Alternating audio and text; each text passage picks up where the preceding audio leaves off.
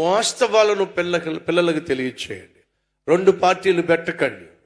ఎప్పుడైతే ఆ తల్లి ఖచ్చితంగా తన భర్త ఎంత కష్టపడ్డాడో, ఎంత ప్రయాసపడ్డాడో, రెక్కలు ముక్కలు చేసుకున్నాడో కళ్ళారో చూసింది కాబట్టే కన్న కూతురికి గడ్డి పెట్టింది. వాస్తవాలు కళ్ళకు కట్టినట్టుగా చూపించగలిగింది. ఎప్పుడైతే ఆ మాటలు విందో ఆ కూతురు వెళ్ళి నాన్న కాళ్ళ మీద పడింది. నాన్న నువ్వు క్షమించు, నువ్వు కనిపించట్లేదు కాబట్టి, పలకరించట్లేదు కాబట్టి, నువ్వు ప్రేమించట్లేదేమో, పట్టించుకోవట్లేదేమో, నీ ఇష్టానుసారంగా జీవిస్తున్నావేమో అనుకున్నాను, కానీ నా బాగు కోసం, నా భవిష్యత్తు కోసం నీ బ్రతుకునే ఫలంగా పెట్టావనే వాస్తవాన్ని గ్రహించలేకపోయాను. గ్రహించలేనప్పుడు అమ్మ ఏం చేసింది చెప్పండి?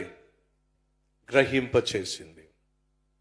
పిల్లలు అటు నాన్నను అపార్థం చేసుకుంటున్నా, ఇటు అమ్మను అపార్థం చేసుకుంటున్నా, అర్థమయ్యేలా చెప్పాల్సిన బాధ్యత తల్లిగా తండ్రిగా ప్రతి ఒక్కరి మీద ఉంది.